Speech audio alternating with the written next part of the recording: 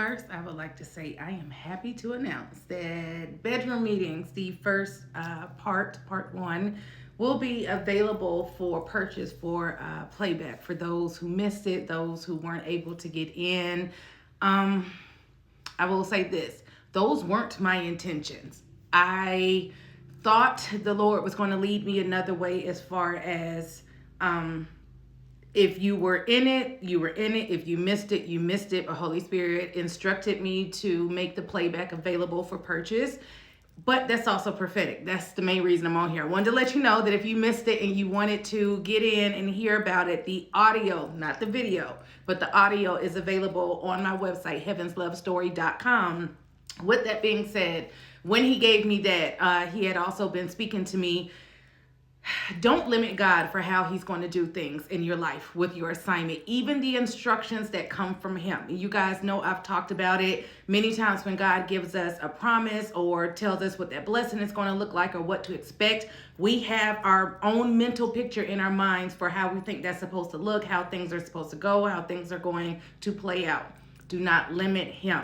The same way I thought, oh, surely this isn't the one that the Lord chose, like, with Samuel and David's brothers before he anointed David. But with that being said, we don't know the Lord's intentions. We don't know the Lord's reasonings.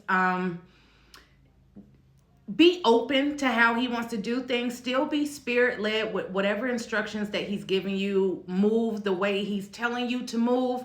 But don't limit him as far as how he wants to do it. I could have easily missed the way he wants to bless others through this playback. I could have easily missed, anybody could easily miss how God is trying to do something, thinking because he told me this, he must mean that. Because he said move this way, he must mean that. He even gave me another download earlier this morning while I was at the gym, something that he gave me the green light for, but I didn't know he was going to do it that way, if that makes sense. But I was open to seeing and hearing what the Lord was trying to say. Sometimes we block Holy Spirit, like he's trying to show us something, and it's kind of like a blind spot or like something that's in your peripheral vision, but you're so focused and have so much tunnel vision on that one thing that you're missing what he's trying to show you. So you may feel like the Lord has given you instructions. You may feel like the Lord has told you how something is going to play out. With that being said, even though God shares his instructions, his provisions, downloads, whatever that looks like, there is still something he's leaving out. I remember I said God is not a formula. He cannot be figured out. He won't let you figure out how he's going to do this thing. He won't let you, I don't care, thank you, Holy Spirit, how much you toil with trying to figure out, because he said this, it must mean it's going to look like this. Because he said that, it must mean it's going to look like that. Don't do it. Don't do it. Don't do it. I remember being in that place, and I, oddly enough, found myself in that place again, just with this assignment. But I could have missed him thinking clearly, surely he didn't mean this. Surely he's not saying that. Surely he's not going to move that way. What is it that God has told you that you have such a death grip on that you won't give him room to say what he meant, or to show you what he sees, or to tell you what he's actually saying, or to move in a way that he desires to move? Get out of God's way. Lord, is there something that you've shown me? Is there something that you've told me? Is there something that you've revealed to me that I'm still missing something on because I'm seeing it my own way? Lord, I give you permission. Release the scales from my eyes. Give me new eyes. Give me fresh eyes. Give me a fresh perspective. Transform and renew my mind. Help me to see this your way. Help me to not miss what you're doing. Help me to not miss what you're saying. Help me, thank you, Holy Spirit. Save me from myself. Help me to get out of my own way. So what is it that the Lord has instructed you to do, or is telling you to do, or something that's going to happen, but you have your own mental picture already in your mind of how that's going to play out? Come out of agreement with that, because you'll find yourself, thank you, Holy Spirit, with meaningless energy, like wasted energy trying to figure out. And I will tell you this, because I've been in this place more than one time. I don't care if you come up with a gazillion different scenarios. I guarantee there is still something that he's withholding and not showing you. But you think because you've played out all these different scenarios, it's going to look like this. It's going to be that way. Don't do it.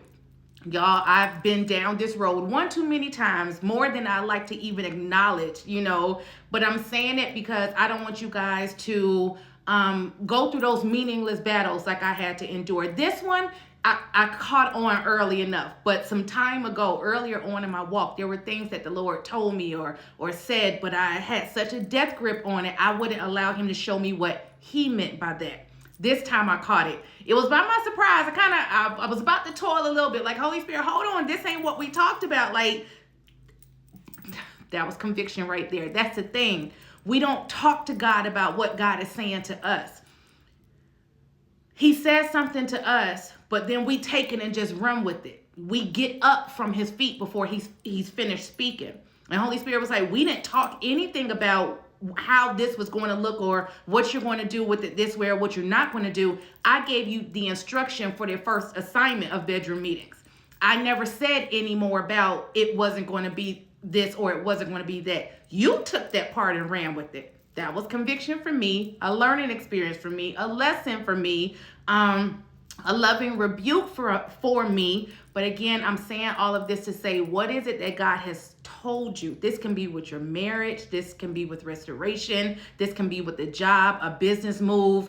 Thank you, Holy Spirit. I'm even hearing like a physical move, like to another city or another state.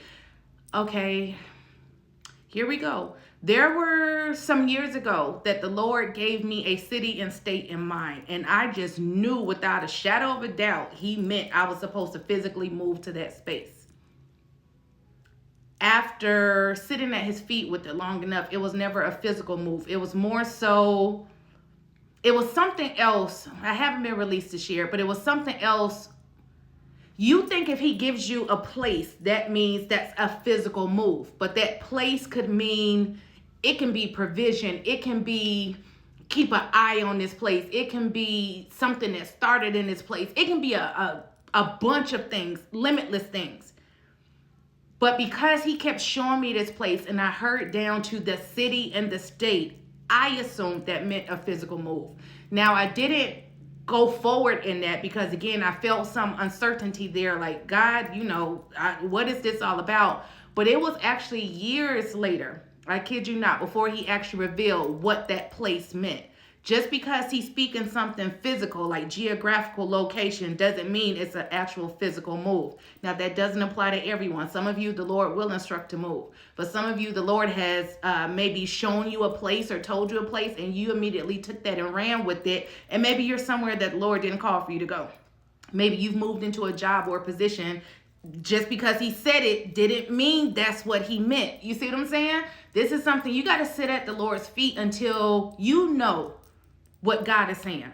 Not what you think he's saying, not what you think that means, not what somebody else is saying that means, not what every other sign is showing you, until you know what God is saying. And sometimes he'll leave you. Thank you, Holy Spirit. Some of you still don't know, and I get it.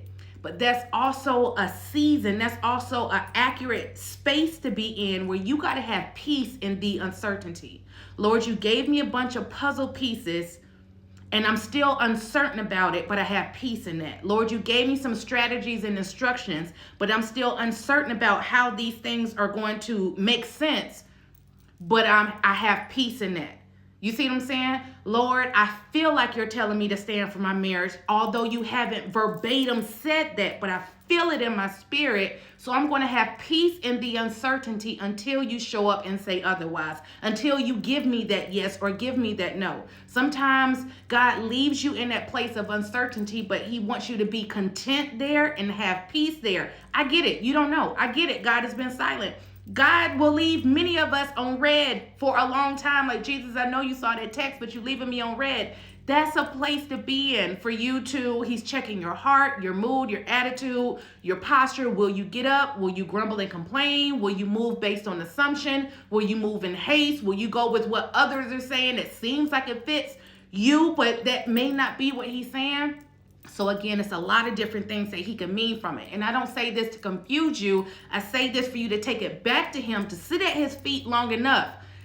With that Texas download that I got, like I said, it was years later before that clicked. It was years later before that made sense. I could have very well been in Texas and not been where the Lord instructed me to be.